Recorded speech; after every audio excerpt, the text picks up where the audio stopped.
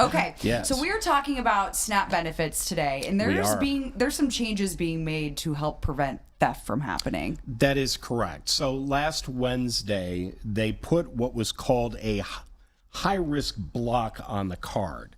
And this is specifically to prevent card skimming and benefit fraud. It's a safeguard that basically it blocks all online and out-of-state transactions by default, as data analysis revealed that the vast majority of skimming fraud originated from online providers and out-of-state retailers. So that all being said, I mean, we've gotten, taking a look at all of what's going on, what has since prompted that action? Somebody got away with a lot of money. That's typically how it works. Yeah. Right. So just check this out. In the last 6 months alone, scammers drained over $6.3 million from food assistance accounts. Now, this should make you angry just hearing about it, because these are the people that need the benefits. They need to eat.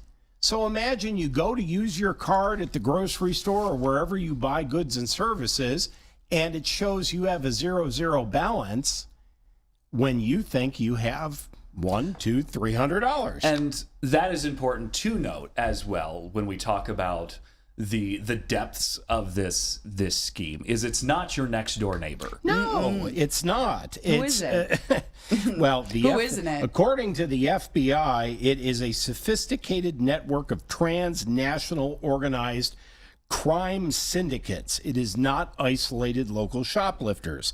And this affected over 13,000 Ohio EBT cards that were compromised and completely cleaned out, and 56,000 highly suspicious transactions were flagged, and these are all coming from out of state. And this is the interesting thing. There are two methodologies behind this. One is they go to the self-checkout at one of these stores and they install a skimmer. So you put your card in, you're not paying attention, it's not the right place for the card. Or using Bluetooth, they get the card number and the PIN, and then they get the money out and they flag it and send it to somebody who's at a grocery store in another state, like Illinois, for example.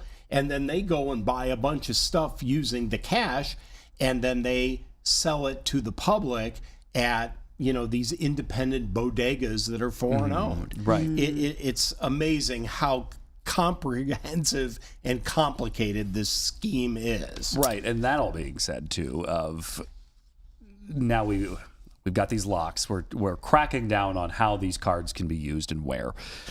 Summer travel season about to kick off. We'll have some families who are driving. I mean, it's Memorial Day. Some people take that to go see their families. Right. Crossing state lines. How does this affect somebody using this card outside of, really just the radius of where they live? It requires you as the card holder to disable what the state has enabled. So you have to fix it because automatically it's blocked. So let's say that you're going to what's our favorite convenience store of the day right now, Buc-ee's, and we're in Tennessee, and we go to use it to buy Fiddle Faddle or whatever we're buying. We can't unless we have re-enabled the card.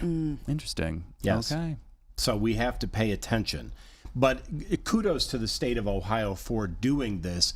Because, again, when you look at that amount of money, $6.3 million in 6 months, that's a lot of hungry people that are very angry right now. Yeah. And there's, not really a way to claw that money back. Right. And if you've ever had Fiddle Faddle, if you're denied, you're going to be upset.